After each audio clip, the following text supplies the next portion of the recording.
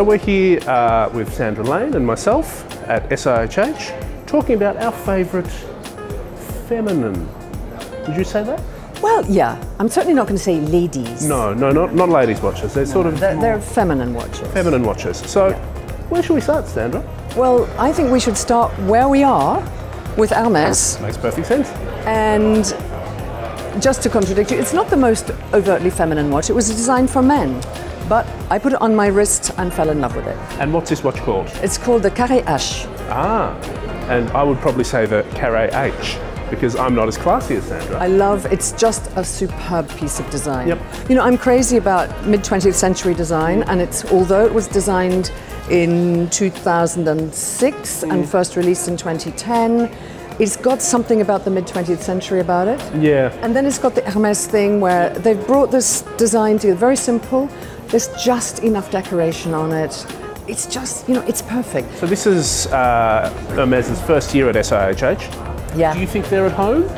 I think so. I think they're where they belong. I think they're having fun. I think this is fantastic. Love the stand. And Sandra, what's number 2 on your list? Okay, in complete contrast from this really sleek modernity, it's the Audemars Piguet Millenary frosted gold. Really? With a beautiful white opal dial. I mean, the Millenary is a model I love anyway, and I know this is the year for AP, it's a big offshore year, it's anniversary, but you know, I love the Millenary, not least because, you know, the case is 39 millimeters wide and 35.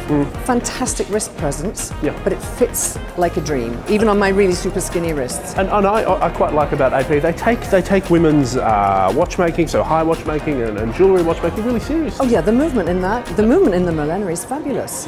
And they've cut away a bit of the dial so you can see parts of the movement, and the contrast between that and the really refined opal with the little gold fillet around the edge. Wonderful. Yeah. Should we move on to the next watch on your list? The next watch on my list is, I'm going to go for the absolute gangbuster. What could it be? Van Cleef Arpels Planetarium, Lady Arpels Planetarium. Okay, so this is, we've seen a planetarium from VCNA before, haven't we? We have. Okay. It was a men's version. It was 48 millimeters, if I'm not wrong. That was a very large watch. Very large watch, maybe with slightly, a little bit of a dinner plate on my wrist. For you. Yeah. It was the whole solar system. This is a smaller version of the solar system. It's the inner part of the solar system from the sun to the Earth. So has Pluto been demoted as a planet again? They took away some planets, which they needed to make it a sensible size. What they've added is a moon. How have they done that? It's a diamond that rotates around the Earth as the Earth rotates around the solar system. Quick question for you. Yeah. Can you read the time? Yes, absolutely you can. Okay, great. Pointer on the edge. Very simple. Shooting the star, the pointer. Traditional shooting star pointer. The shooting star pointer on the edge. What else? So I think maybe, where should we go? Out of space, back to Earth. Who's back next? to Earth. Oh, really down to Earth. Let's go seriously down to Earth. Okay. Panerai. Seriously down to Earth. Underwater even. Yeah, compare and contrast, right? Yeah, sure. Yeah. The Luminant Douai. Yep. 38 millimeter version. Classic.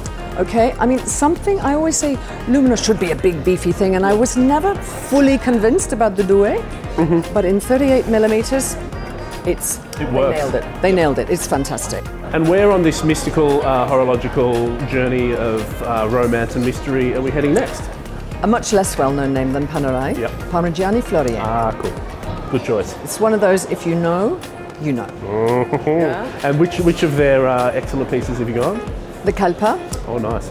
Sized for women. Because they've revived, it's a bit of an anniversary for Kalpa. It was the first shaped case. They've redone it. There's a lovely women's one which is called Nova Galaxy. Nice. It has an aventurine dial. Who doesn't? Aventurine, it's the material du jour. It's just gorgeous. So, from Parmigiani, where next? We shall go to Cartier, shall we? Ah, we couldn't be a list. There has to be. You have to have Cartier in the list. Yeah. Which one have you gone with? Can you remember what it's called? Yes, I can. It's the Rotonde Day and Night Mysterious. Oh, not the one I was expecting, Sandra. Well, the Rotonde Day and Night, and that's the sort of the top half. Yeah, the top half of the watch is the mysterious movement, and it's got the hours of the day are like a sun that turns, and the bottom half is the night. It's just and mysterious movements. I mean, come on, they're so cool. And so, where do we go from Cartier? We're going to stay at Cartier. because Okay. you weren't wrong. Okay. Okay. Can you remember the name? It's called Révélation Panthère. Okay, Wow. like revealing the Panthère. And because, hey, it's what it says. It's what it says on the lid. It's what it does, right? Explain to us what it is and how it works. Yeah. Well, I think you'll see. You can only really understand by seeing. But you have the watch on your wrist. You turn it towards you, and a plain dial suddenly becomes a dial filled with little gold beads in the form of a panther's head. Yeah. For about a second, and then they disappear magic. again. That's magic, It's isn't it? insane. Yeah. It's fabulous. And it's a really cool mechanical movement as well, which is good because, you know, sometimes when they go crazy on the visual, Yeah.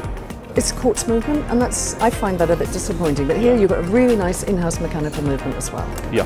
That's a wonderful choice. I think we have 2 more watches left to go. We have... Lucky second last? It's a Lange. It has, you know, how can you not have a Lange? Sure, of course. And which Lange have you gone with? The little Lange one with a guilloche dial. Lovely. And there's a colour they call brown, which does this a disservice. Brown is not the most romantic colour. It's like melted brown sugar. It's like toffee. It's beautiful. Finally, Sandra, the lucky last, feminine, amazing women's watch of SIHH 2018. Who gets the honour? From an independent maker. Of course. One of my favourite independent makers of many favourites, because you know I'm a bit of an indie nut. Yeah, sure. And at last, one of my favourites has made a feminine watch. It's Romain Gaultier. The watch is called Insight Micro Rotor. Good name. And it's just cool. It's Gaultier's design. It's everything about it. It's Gaultier's style, design, the finishing, the mechanics. It's got it all. Superb. And the micro rotor you see on the dial side. I think all we just need to say is it's just cool. It's just cool. It's just cool. totally cool. Thanks so much, Sandra. Maybe we should go see the magician who's performing at Hermès. I think so.